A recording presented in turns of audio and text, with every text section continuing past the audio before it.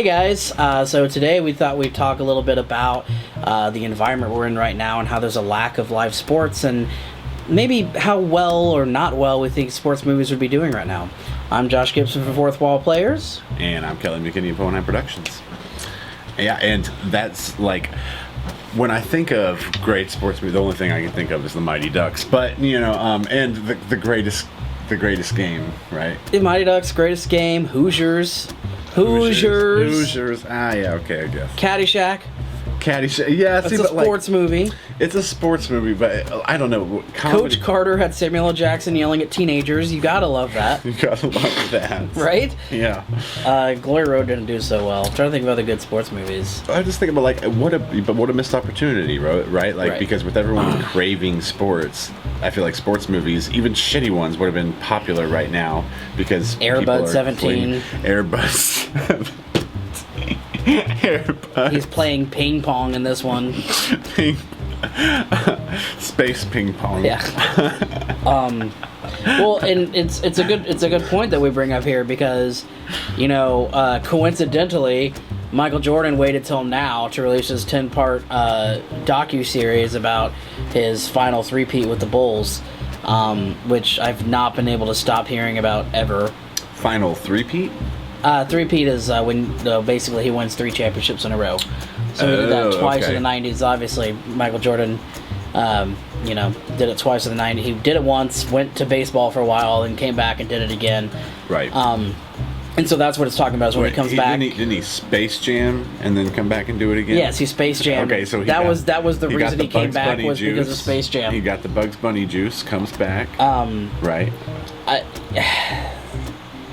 I know, like I don't hate or love Michael Jordan. Look, like, this is the thing. I love Michael Jordan, but Gary V hates Michael Jordan. So you're in good company with Gary V.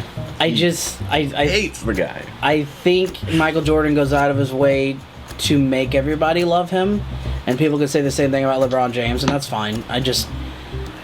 And it's not just because it's really not just because I'm a Pacer fan. Like, I just, seriously, I'm just like, I'm the type of guy that if somebody gets way too much hype, it turns me off. And I feel like every 30-year-old white sports fan I know is all like, Michael Jordan's the greatest that ever played. Right. Generationally speaking, everybody's going to have their own greatest. Like, some people are going to say it's George Mikan. Some people are going to say it's Wilt Chamberlain. Some people are going to say it's Michael Jordan or Larry Bird / Magic Johnson or now LeBron James, Kobe Bryant 15 years ago. Yeah. So, and I know I'm just talking about the NBA, but that's kind of what we're talking about is Michael Jordan. So, to me, it's just a little bit coincidental, too much of a coincidence that now that there's... You know, I feel like Kobe Bryant was in the news a lot earlier this year. You know, rest in peace. I mean, obvious reasons. Right. But people started talking about how great he was. LeBron James is coming out with Space Jam 2 sort of thing. People stopped talking about Michael Jordan as much, other than like, you know, his apologists. What do you call them? Whatever. The ESPN sports people who, for some reason, have to mention him in baseball clips. They bring Michael Jordan up all the time, but other than them, no one really talked about him. So I think he handpicked this time, which, in a business sense, makes a lot of sense. But he handpicked this specific time to be like, okay, let's put all the attention back onto me. Right. And that's exactly what happened. And seeing like, you know, the marketing and timing aside. Yeah. You know, like I am of the same way where I hate when people have just like a blind following kind of thing. Yeah. Like same thing with Trump, and same things happens a lot of times with music for me. But I do the same thing with music. Like when so after the Carter 2, Lil Wayne got real big and people were calling him a genius, and I instantly was like, I hate the guy.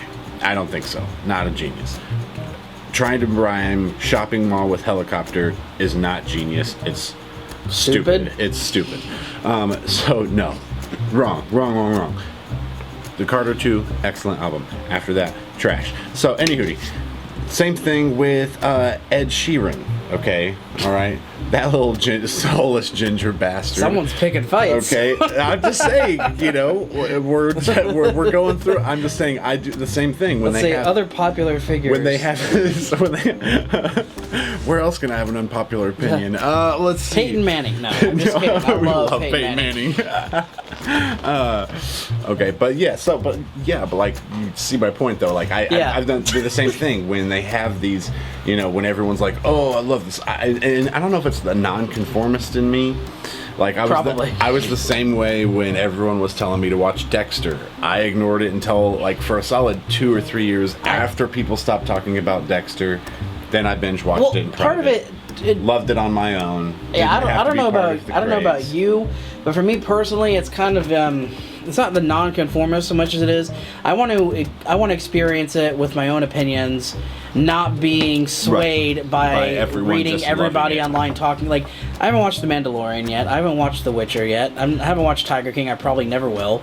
But those are things that the other two I am going to go back and watch eventually because I'm interested in them. When they're not completely but hyped but I don't want them hyped to crap and then everything's a spoiler and everyone's like, rah. Of course, this also has a bad side effect in that after I watch things, I want to talk to people about it, and everyone's like, "Dude, like that was like four years ago." That was like 4 years ago. So, like I didn't watch Stranger Things till like right before season 3 came out. I'm still waiting because they're probably going to do another season. Yeah, right? They have season 4 coming out. Yeah, exactly. Me like. I'm sorry, let's go back to sports movies. Stop talking about Stranger we're just giving examples of how we're not being nonconformist. Yes. And with let's sports get back movies to the subject not at being... hand. Oh my gosh, the whole thing was about sports movies.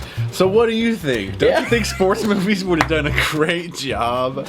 Oh my gosh. At this point in time? I for one love sports movies. I love that like when we were kids, every like 3 months there was another friggin' baseball movie with like a little kid that got to the major leagues. Right. Well, and this was another thing though too. At the time, like baseball was big. Well, not only baseball wasn't dead yet, but also like not completely dead. Like it had a few hit points at the time. It was really popular in the '90s because of the steroids. Right. Yeah. All the home steroids runs made it great. And they took the steroids away, and no one wanted to watch it anymore. No one wanted to watch it anymore.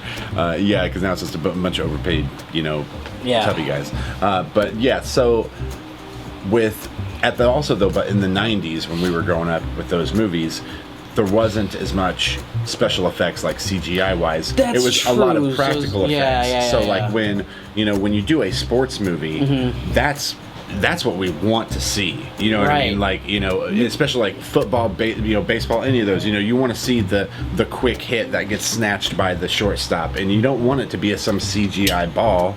It doesn't show any skill. It doesn't make us feel the game, or it doesn't put us in the situation. It breaks the illusion.